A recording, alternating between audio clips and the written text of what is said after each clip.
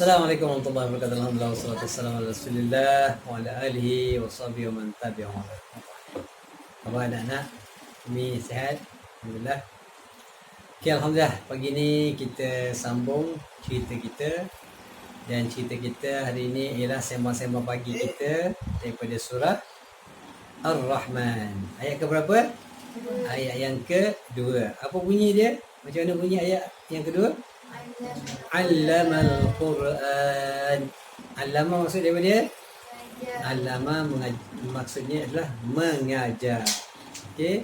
Allama mengajar. Kalau ta'allama belajar. Kalau muallim pengajar ataupun guru. Kalau muta'allim belajar ataupun orang yang belajarlah dipanggil muta'allim. Baik. Jadi dalam Al-Quran disebutkan surah Ar-Rahman ini ayat yang kedua, Allamal Quran, artinya Allah Ta'ala yang mengajar Nabi Muhammad SAW tentang Al-Quran. Jadi kita dah sebut tentang pentingnya proses pembelajaran dalam hidup manusia. Ya, maknanya daripada kecil kita belajar. Macam mana kita belajar masa kecil? Macam mana kita belajar makan? Macam mana kita belajar berjalan? Macam mana kita belajar belajar? Macam mana kita belajar apa-apa yang kita buat lah? Ya? Macam mana cara kita belajar? Macam mana kita belajar bercakap? Fitrah? Okey. Ada benda yang secara fitrahnya kita tahu. Apa dia secara fitrahnya kita tak payah belajar? Bila lahir seorang anak, dia boleh terus apa? Menangis. Ada tak kita belajar? Nak, kamu nanti bila lahir, kamu nangis macam ni tahu. Ada? Tak ada. Itu benda yang fitrah. Ada benda yang fitrah yang tak perlu belajar. Tapi ada yang kena belajar. Apa lagi yang tak perlu belajar?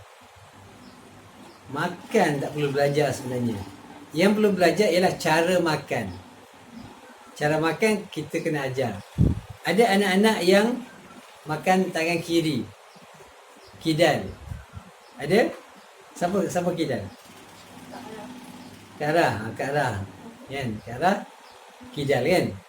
Jadi bila makan kidal, oleh kerana Allah Ta'ala jadikan dia memang lahir kidal. Tulis. Tak, dia tulis tu sebab masa kecil kita dah ajar dia. Kita dah latih dia tak boleh terus makan tangan kanan. Jadi kalau kita biarkan anak-anak tu daripada kecil, tak ada proses pembelajaran, tak ada latih dia, tak ada marah dia, tak ada suruh dia, dia akan terus menerus menggunakan tangan kiri. Jadi inilah peranan ibu bapa untuk melatih dan mengajar anak dia. Kalau mak ayah biar je dia makan tangan kiri sebab kita kata oh tak apalah dia, sebab dia dah memang gitu Allah Taala lahirkan dia. Dah memang dia tu jenis orang yang kidal. Senang macam mana biar je lah. Dia pun akan kidal lah sepanjang hidup dia. Bila dah tua tu nak ubah payah. Contohnya bila kahwin, suami dia marah. Kenapa makan tangan kiri? Tak, ayah saya tak marah pun, mak ayah saya tak ajar pun, tak suruh pun makan tangan kanan. Jadi dia pun, suami dia pun kata, okey, awak mulai hari ni saya nak awak makan tangan kanan. Okey, sebab tak kepada suami kan dia pun makan. Makan satu suap lah, kanan lepas tu kiri boleh. Contohlah. Sebab apa? Sebab tidak ada proses pembelajaran. Apa lagi yang tak perlu dia ajar? Makan tak perlu dia. Cuma cara makan perlu diajar. Right? Jadi makan tak perlu diajar. Kenapa? Kerana memang itulah Allah Ta'ala dah cipta dia secara lumrahnya. Lahir je dah tahu makan. Bukan makan lah. Dia minum susu. Susu apa? Susu mak dia. Susu umi lah. Lahir je, letak je, insyaAllah pandai je.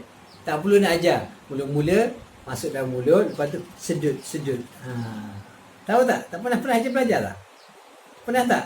Tak ada. Memang itu Allah Ta'ala jadikan manusia ni sedemikian rupa. Kenapa? Kerana Allah Ta'ala tahu dalam proses yang dalam tempoh umur yang kecil macam tu, yang tak tahu apa-apa benda, memang proses pembelajaran tu payah nak berlaku. Bukan tak boleh, tapi payah nak berlaku. Macam mana budak faham cakap pun tak, nak ajar dia, kawan dia pula baru lahir, kawan dia perlu makan, nak boleh dia belajar tu mati kot dulu. Nak ajar, bayangkan Allah Ta'ala jadikan manusia ni kena belajar makan. Kena belajar mengunyah.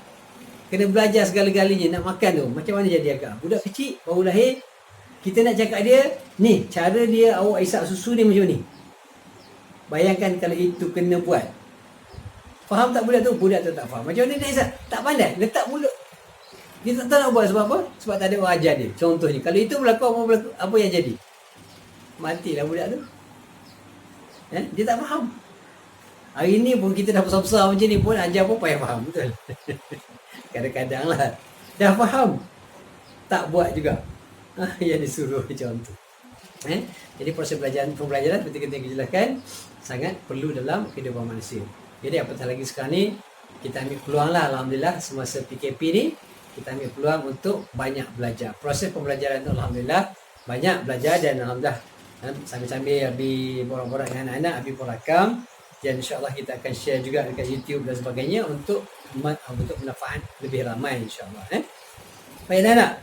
Jadi dalam ayat yang kita sebutkan tadi, Allamal Quran, artinya Allah Ta'ala mengajar Al-Quran. Okey, Quran ni seperti mana yang kita jelaskan sebelum ini, ia diturunkan oleh Allah Ta'ala dalam tempoh berapa lama? Berapa lama tempoh penurunan Al-Quran? Selama 23 tahun. Okey, bermulanya Al-Quran sehingga berakhirnya kewafatan Nabi sallallahu alaihi wasallam, tempoh penurunan Al-Quran selama 23 tahun. Okey, 13 tahun di Mekah dan 10 tahun di Madinah. Okey. Kenapa Allah Taala turunkan Al-Quran secara disebutkan dalam istilahnya munajjaman? Apa maksud munajjaman? Artinya diturunkan secara perlahan-lahan. Bukan perlahan, beransur-ansur. Kalau perlahan ni macam ni, turun slow. Bukan perlahan, secara beransur-ansur. Maknanya dia tidak sekaligus. Sedangkan Allah Ta'ala boleh je. Tapi Allah Ta'ala tak menurunkan demikian. Tapi Allah Ta'ala turun secara beransur-ansur. Artinya kadang-kadang Quran itu diturunkan dengan berbagai-bagai sebab. Ada yang memangnya tanpa sebab Allah Ta'ala turunkan, macam surah Iqra, Bismillahirrahmanirrahim, ayat yang pertama, tak ada sebab. Tapi ada Al-Quran yang diturunkan bagi menjawab persoalan daripada para sahabat. Contohnya apa dia? Contohnya kalau kita pernah selalu pernah sebut sebelum ini, ayat yang berkaitan dengan arak. Wa yas'alunaka 'anil khamri wal maisir. Itu soalan. Jadi sahabat tanya, mereka bertanya kamu wahai Muhammad tentang khamar dan juga maisir. Khamar itu judi, maisir itulah khamar itu arak, maisir itu judi. Jadi Nabi tak tahu apa hukum dia. Okey? Jadi turunlah ayat. Turun ayat, maka dia disebutkan sebagai asbabu an-nuzul. Kenapa turun ayat itu? Kerana adanya soalan daripada sahabat. Maka Nabi pun menyampaikan jawapan yang sama seperti mana Allah Ta'ala wahyukan kepada Nabi sallallahu alaihi wasallam. Qul fihima ismun kabir. Katakanlah dalam kedua-duanya arak dan judi itu adalah dosa yang sangat besar. Wa ithmuhuma akbaru min naf'ihima, dan dosa dia, keburukan dia jauh lebih besar daripada kebaikan dia. Okey? Itu contohlah, itu contoh. Kerana ada peristiwa-peristiwa yang tertentu. Baik, Al-Quran juga kalau kita lihat mempunyai fungsi yang banyak. Apa fungsi Quran? Yang paling utama fungsi Al-Quran ialah untuk apa dia? Untuk memberi hidayah kepada manusia. Kenapa kita dapat hidayah sekarang ini? Kerana kita membaca Al-Quran. Macam mana kita baca Quran? Kita diajar daripada kecil. Anak-anak daripada kecil, Abi ajar, Umi ajar, kawan dia terus pergi sekolah, belajar Al-Quran. Belajar Al-Quran daripada Quran itulah, Quran itu mengajar kita, pertama di antaranya mentauhidkan Allah Subhanahu Wa Taala. Apa maksud mentauhidkan Allah?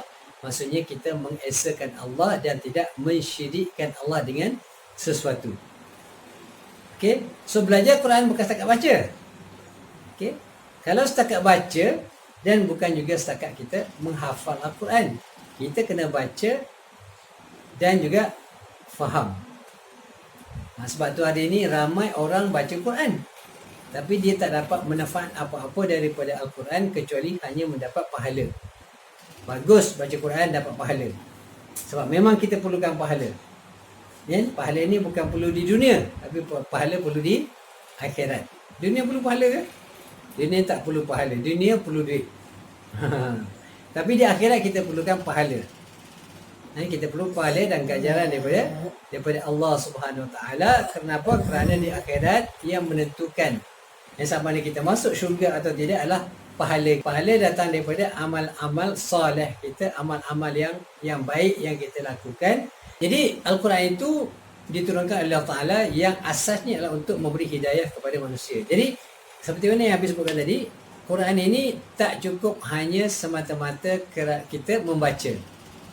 Walaupun membaca itu bagus, membaca itu pahalanya sangat besar.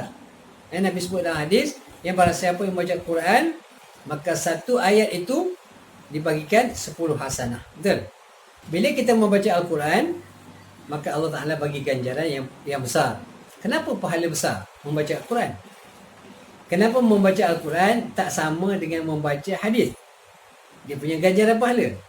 Kenapa tak sama dengan membaca benda-benda lain, ilmu-ilmu lain, sedangkan ilmu-ilmu lain pun adalah ilmu yang baik, bermanfaat, dapat pahala.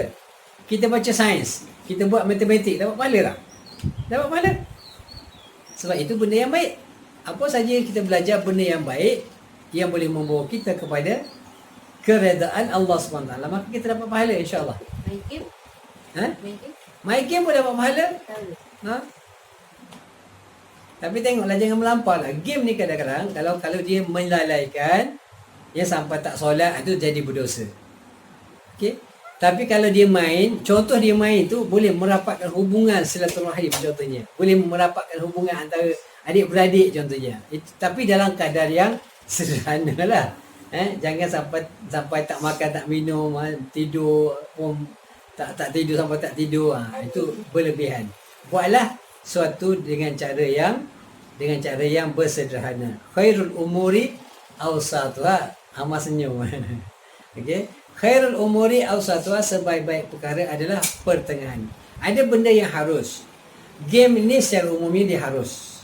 Okey. Sehinggalah dia boleh membawa kepada perkara-perkara yang buruk. Contohnya, main game sampai tak semayang. Main game secara berlebihan. Umi suruh buat kerja pun duduk main game. Jadi ada banyak benda yang harus. Okey, dalam kehidupan kita ni sebenarnya kalau banding antara wajib, sunat dan sebagainya, hukum-hukum yang lain, banyak hukum itu adalah harus. Okey, secara umum duduk macam ni, secara umumnya duduk dalam begini adalah harus, duduk saja. Duduk saja adalah harus. Tapi duduk dalam majlis ilmu, dia akan jadi sunat. Dia akan dapat pahala daripada Allah SWT. Duduk dalam majlis ilmu dengan penuh keikhlasan mencari redha Allah SWT, maka lagi tinggi besar pahala dia. Tapi kalau duduk saja kerana terpaksa, kerana Abi paksa duduk, kalau tak nanti Abi marah, maka wallahu alam, Abi tak pasti sama ada dapat pahala ke tidak, sebab segala amalan yang kita lakukan mestilah kerana Allah. Jadi anak-anak, duduk dalam majlis begini asalnya hukumnya bagus. Tapi kalau tidak ada keikhlasan kerana Allah, maka duduk sini bersama Abi hari ini dapat penat saja-saja dan silap-silap akan diberi apa dia? Akan dikenakan apa dia? Seksaan oleh Allah SWT. Boleh? Boleh tak? Ada tak kemungkinan duduk dalam majlis ilmu masuk neraka? Ada? Contoh? Baik. Contoh Habib ceramah. Contoh yang pertama, dia Habib buat Habib dulu lah, tak payah buat orang lain dulu. Okey. Contoh Habib ceramah macam ni, tapi Habib ceramah dengan penuh kebanggaan. Oh, Habib nak tunjuk bahawa Habib lah orang yang paling berilmu. Boleh tak penceramah masuk neraka? Boleh. Habib ni sekarang berceramah. Okey. Habib berceramah. Boleh tak penceramah masuk neraka? Ramai penceramah masuk neraka. Ceramah bukan kerana Allah. Macam Habib sebut lah, betul? Ceramah duduk fikir duit je. Tak bagi duit, tak pergi ceramah. Maka ceramah itu kerana duit. Maka itu tidak ikhlas. Bila tidak ikhlas, maka dia telah melakukan dosa. Tak ikhlas ni dosa. Dia boleh masuk neraka kerana apa? Orang yang tidak ikhlas ini adalah orang yang melakukan syirik al-khafi disebutkan. Syirik yang tersembunyi. Artinya penceramah-penceramah di rumah ini dan juga di luar sana, sesiapa saja yang berceramah bukan kerana Allah, bukan kerana mencari redha Allah, bukan niat kerana nak sebarkan ilmu, maka tempat dia di dalam neraka. Okey. Baik. Kita sebagai manusia, kita sebagai manusia memang benda tu dia akan datang.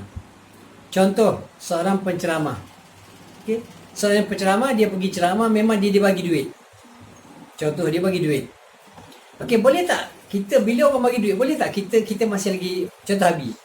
Biasanya bila pergi ceramah orang akan bayar duit. Tapi Abi tak pernah minta duit. Dan Abi tak pernah komplain kalau orang tak bayar duit. Okey.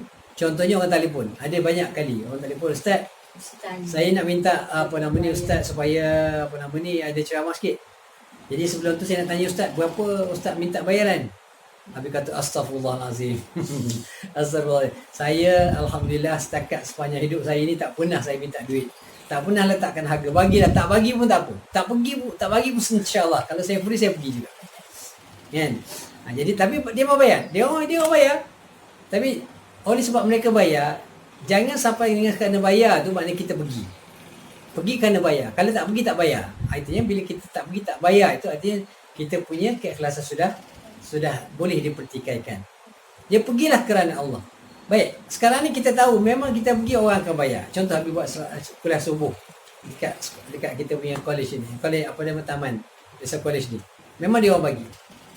Setiap pagi kalau pergi ceramah macam pagi Jumaat, hari ni, pagi Sabtu pagi ni kan. Pagi Sabtu hari ni memang pergi dia orang akan bayar. Baik, adakah bila orang bayar kita tak boleh ikhlas? Tak. Kita masih boleh menjadi orang yang ikhlas. Tak payah fikirlah. Tak payahlah pergi tu kerana duit tu. Maksudnya apa dia? Maksudnya kita nak tahu ikhlas atau tak. Kalau ditakdirkan satu ketika, dia orang stop bayar. Ataupun dia lupa nak bayar. Kita pergi lagi tak?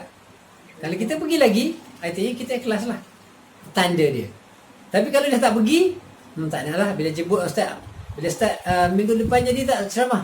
Tak jadilah, saya sibuk. Padahal tak sibuk pun. Tapi sebab apa? Sebab minggu lepas tak bayar. Merajuk contohnya. Artinya itu sudah boleh kita persoalkan keikhlasan dia.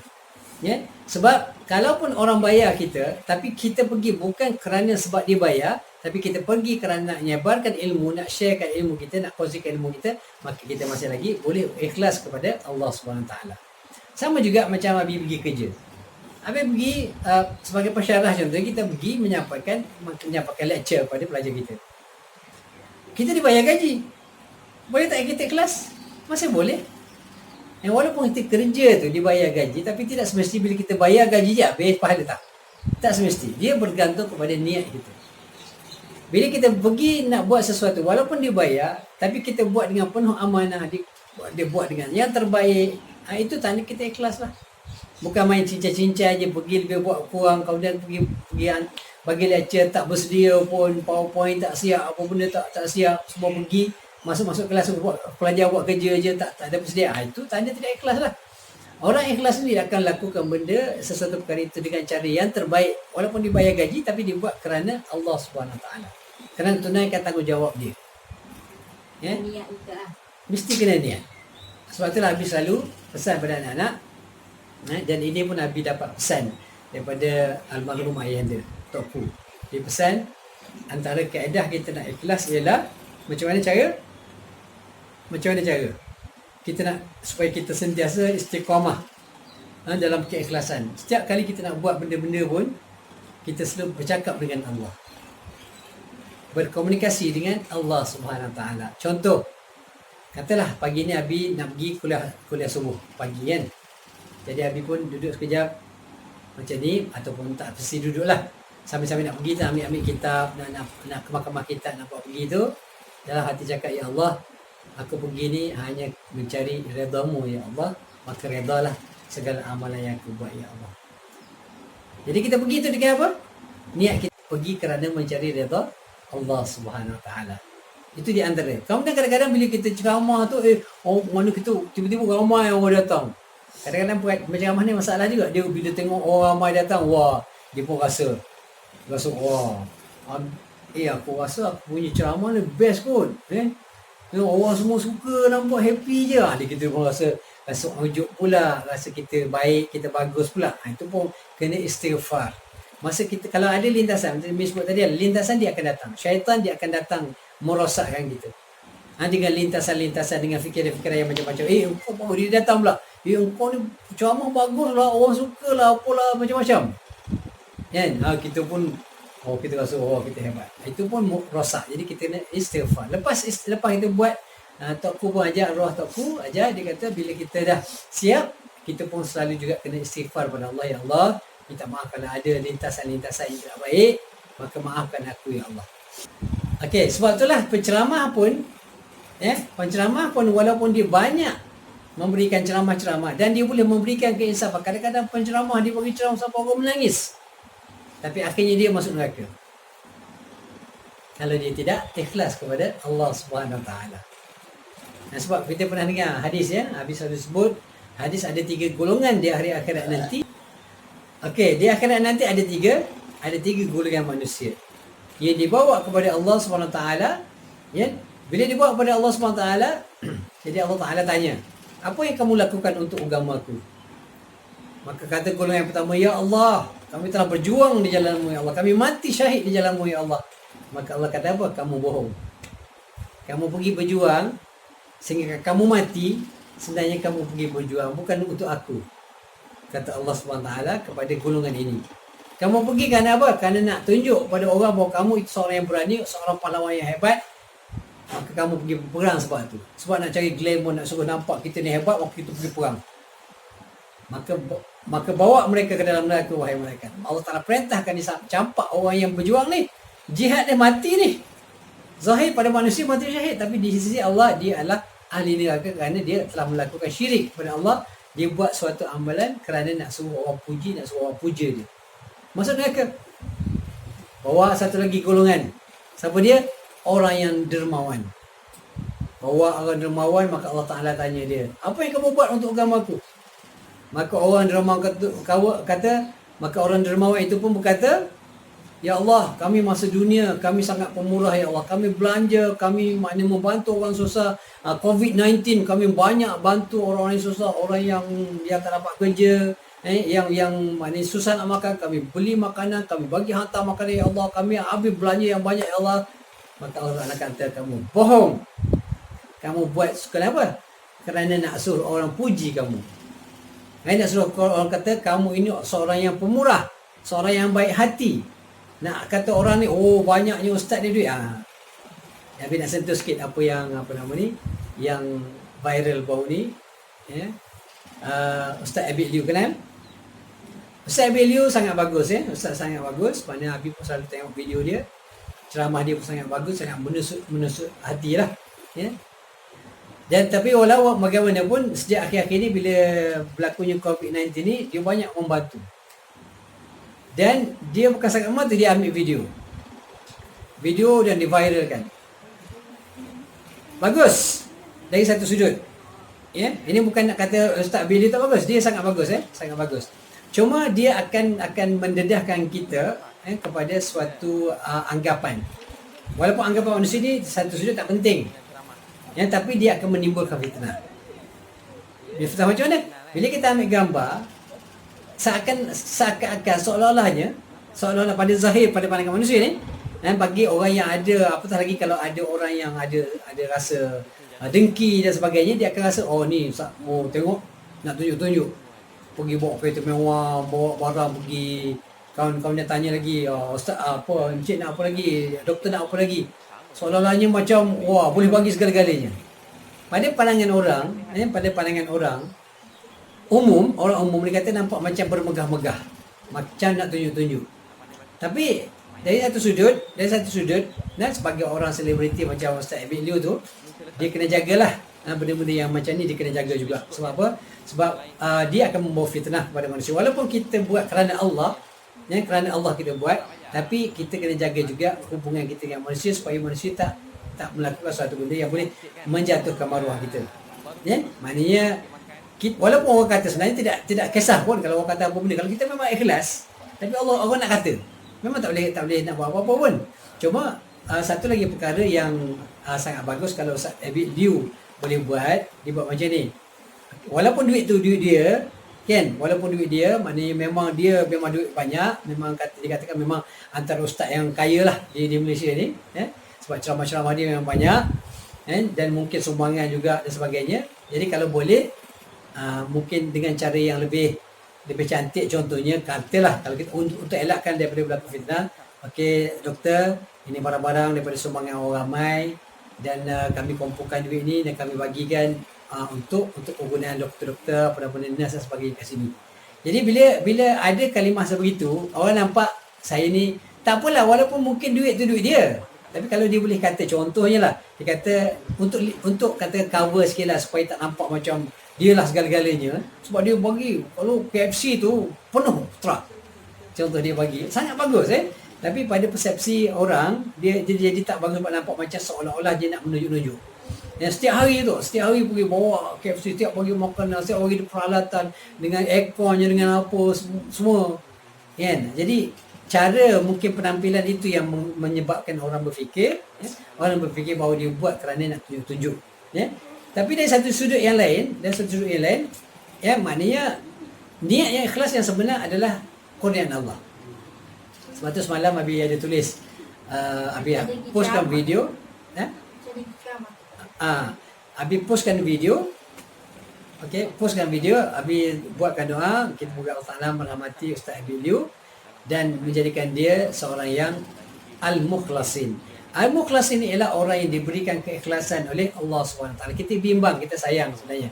Kita sayang, kita tak pertikaikan keikhlasan ni kerana keikhlasan dia tu antara dia dengan Allah SWT.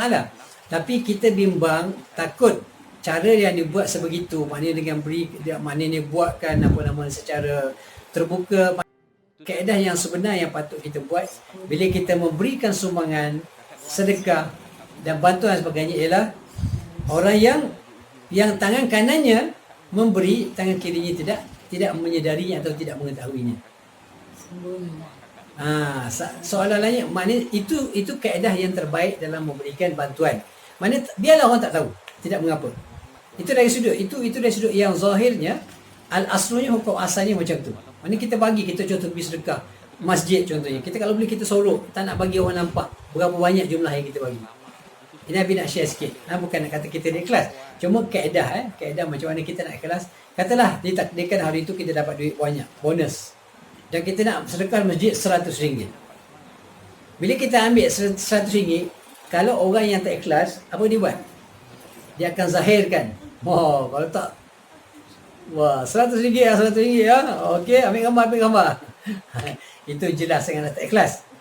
Dan dia sengaja tunjukkan, jauh lagi dia angkat RM50, nak bagi RM100 ni, padahal tak pernah bagi masa sebelum ni, nak bagi RM100 sebab banyak dapat bonus itu kan.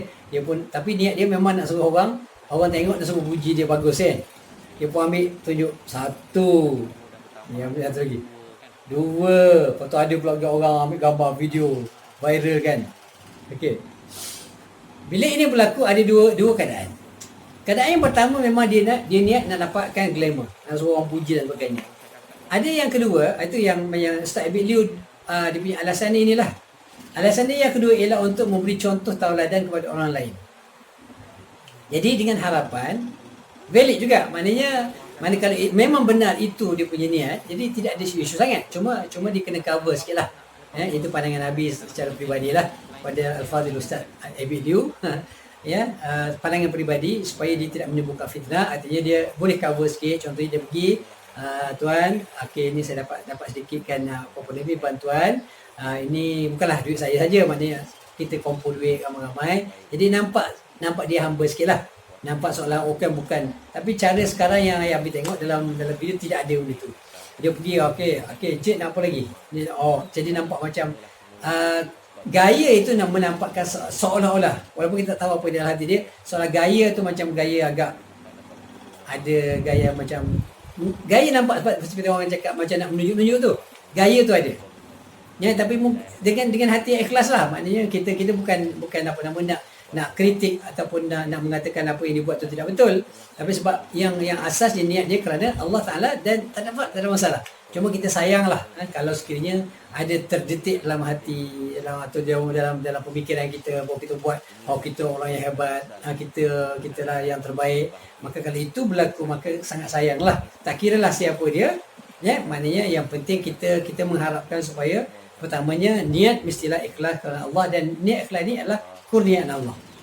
Niat yang ikhlas ini adalah menjadi orang ikhlas ini adalah Allah Ta'ala yang menjadikan kita orang yang ikhlas. Ya, Allah menjadikan kita.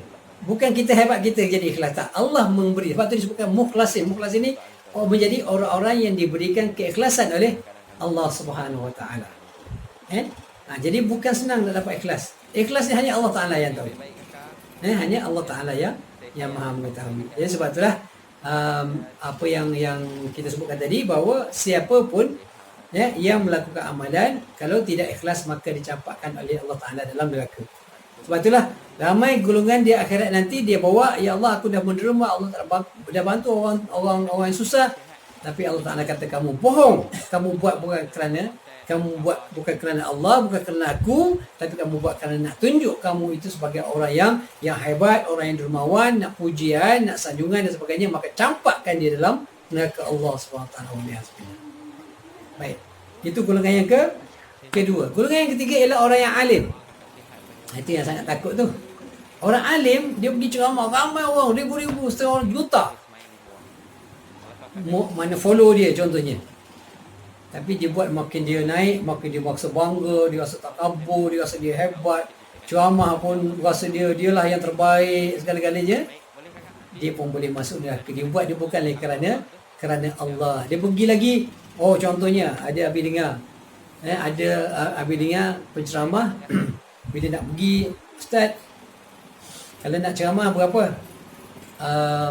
Itu tolong telefon saya punya ni. Saya punya pembantu saya. Pembantu akan sebutlah berapa. Dia sebut je ceramah minimum 5,000. Setengah jam ceramah 5,000. Kemudian tiket kena business class. Hotel mesti 5 star. Wah, ada ustaz yang begitu. Jadi bagi Abi, kalau itu ustaz yang demikian, sifatnya pada pandangan Abi personally, ia adalah menjual ayat-ayat Allah Ta'ala dengan harga yang murah. Tak salah. Sebab ada ustaz yang memang full time kerja dia berceramah, tapi janganlah meletakkan harga yang terlalu mahal. Orang tahulah kalau kita ni memang jenis selebriti, orang kenal, orang akan letakkan harga yang sangat berpatutan. Bukanlah bagi RM50, macam Abi ni RM50, standard Abi RM50, RM100 ya. Tapi kalau selebriti ni, kalau dia pergi setengah jam pun kadang RM5,000, kadang ada RM10,000. Sebab itulah kaya-kaya ustaz-ustaz ni sebenarnya.